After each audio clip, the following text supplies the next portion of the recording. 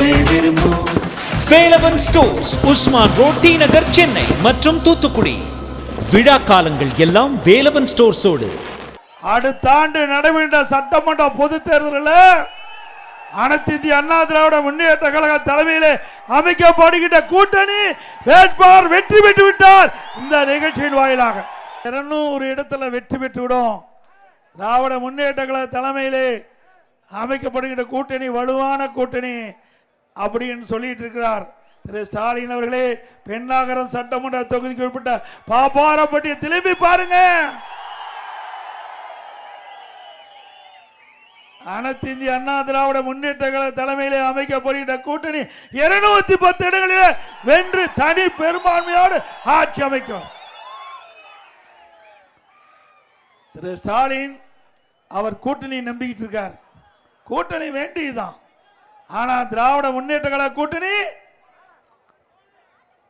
நம்பி இருக்கிறார். அந்த கூட்டணி எப்படிப்பட்ட கூட்டணி அனைவருக்கு தெரியும். ஆனா அண்ணா திமுக தலைமையில் அமைக்கப்பட்ட கூட்டணி வெற்றி கூட்டணியாக அமையும். திரு ஸ்டாலின் பேசுறாரு. கரூர்ல நடந்த சம்பவத்தை பாரதிய ஜனதா கட்சி சேர்ந்தவங்க வந்து பார்த்தாங்க. அங்க அரசியல் செய்யறாங்க. ஏன்னா அவில செய்வாங்க, எல்லாம் அரசியல் தான் செய்ய முடியும். ஒரு பாதிப்புக்குள்ளாக இருக்குது. அந்த பாதிப்புக்குள்ளாகிட்ட மக்களுக்கு ஆறுதல் சொல்ல வராங்க. அதுல என்ன தவறு இருக்குது? அதே பாரதிய ஜனதா கட்சி மற்ற மாநிலத்தில் நடக்கிற அசம்பாவத்தை போய் பார்க்கலன்னு சொல்றாரு. நீங்க இந்த மாநிலத்தினுடைய முதலமைச்சர் ஸ்டாலின் அவர்களே கள்ளக்குறிச்சியில 68 பேர் விஷசாராயம் குடித்து இறந்தார்களே, நீங்க போய் பார்த்தீங்களா? உங்களுடைய திமுக ஆட்சி, முதலமைச்சர் ஸ்டாலின், தமிழ்நாட்டு மக்கள் அவர்கள் விஷசாராயம் குடித்து இறந்திருக்கிறாங்க. அவர்கிட்ட போய் ஆறுதல் சொல்ல வக்கு இல்லாத முதலமைச்சர் இன்றைய முதலமைச்சர் ஸ்டாலின். ஆக தமிழ்நாட்டு மக்களை ஒருபோதும் இந்த அரசாங்கம் பாதுகாத்தது கிடையாது. பாதுகாத்திருக்காங்களா? மக்களா பாதுகாத்துக்கிட்டா தான். மக்களா பாதுகாத்துக்கிட்ட இந்த அரசாங்கத்தை நம்பி பிரயோஜனம் இல்லை. மக்கள் விழிப்போடு இருக்கிறார்கள்.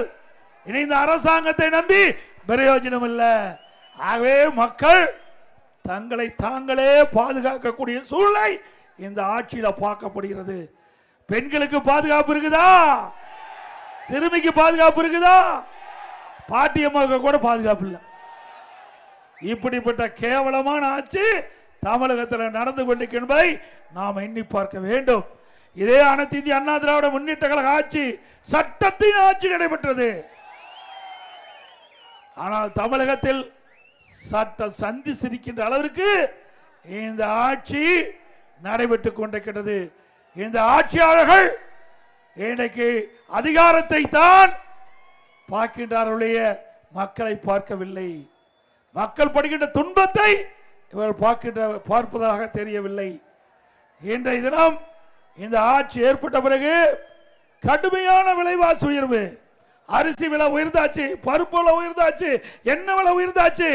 அதை கட்டுப்படுத்த இந்த அரசாங்கத்தால முடியல. ஏழை மக்கள் துடி துடித்துக் கொண்டிருக்கின்றார்கள், வேதனைப்பட்டுக் கொண்டிருக்கின்றார்கள். அந்த வேதனை எல்லாம் ஆட்சியாளர் கண்ணுக்கு தெரியவில்லை. குடும்பத்தில் இருக்கின்றவர்கள் அதிகாரத்துக்கு வர வேண்டும். அதுதான் ஸ்டாலினுடைய எண்ணம். மக்கள் ஓட்டு போட்ட மக்களை பற்றி கவலைப்படாத முதலமைச்சர் இன்றைய முதலமைச்சர் ஸ்டாலின் என்பதை எண்ணி பார்க்க வேண்டும். அது மட்டுமல்ல, திரு ஸ்டாலின் 5 முறை வெளிநாடு பயணம் மேற்கொண்டிருக்கார். 5 முறை. ஒரு முறை வெளிநாடு பயணம் போய் தொழில் முதலீட்டு ஈர்ப்பதா போனாரு. தொழில் முதலீட்டு ஈர்க்கல, தொழில் முதலீட்டு செய்ய போனாரு. அங்க போய் சைக்கிள் ஓட்டிட்டு இருக்கார். எங்க? வெளிநாட்டில் போய் சைக்கிள் ஓட்டுறார். அத தொலைக்காட்சியில் காட்டுறாங்க. இப்படிப்பட்ட அவல ஆட்சி தொடர வேண்டுமா? இதுக்காக உங்களுக்கு ஓட்டு போட்டு முதலமைச்சர் ஆக்கி இருக்கிறாங்க. வெளிநாட்டில் போய் சைக்கிள் ஓட்டுறதையா மக்கள் பார்த்துட்டு இருக்கிறாங்க. மக்களுக்கு என்ன திட்டத்தை கொண்டு வந்தீங்க? வெளிநாட்டில் எவ்வளவு முதலீட்டு ஈர்த்தீங்க? எத்தனை புரிதல் ஒப்பந்தம் போட்டீங்க? அதை கேட்டா தொழில்துறை மந்திரி வெள்ள காயத்தை காட்டுறார். எந்த விதத்தில் நியாயம்? திரு ஸ்டாலின் அவர்களே அண்மையில் ஜெர்மன் நாட்டுக்கு போனீங்க. அப்ப நிருபர்ல சந்திச்சீங்க. அப்ப என்ன செய்தி வெளியிட்டீங்க? திராவிட முன்னேற்ற கழகம் ஆட்சி பொறுப்பேற்று 922 புரிந்துணர்வு ஒப்பந்தங்கள் போடப்பட்டன. 10 லட்சம் பேர்களுக்கு இதனால் வேலை கிடைக்கும் என்று அறிவிப்பை கொடுத்தீங்க. அதோட 77% புரிந்துணர்வு ஒப்பந்தங்கள் நிறைவேற்றப்பட்டதாக சொன்னீங்க. அப்படி 77% புரிந்துணர்வு ஒப்பந்தம் நிறைவேற்றப்பட்டா 25 லட்சம் பேருக்கு வேலை கிடைச்சிருக்குன்னு சொன்னீங்க. கிடைச்சதா? பெண்ணாகரத்தில் எத்தனை பேருக்கு வேலை கிடைச்சது? கிடைச்சிருக்குதுங்களா? அத்தனையும் பச்சை பொய். மக்களுக்கு உண்மையை மறைத்து இன்றைக்கு முதலமைச்சரே இப்படிப்பட்ட செய்தி வெளியிடுறார். இதற்கு மக்களுடைய சார்பாக பிரதான எதிர்க்கட்சி என்ற முறையில் வெள்ளை அறிக்கை விடுங்க.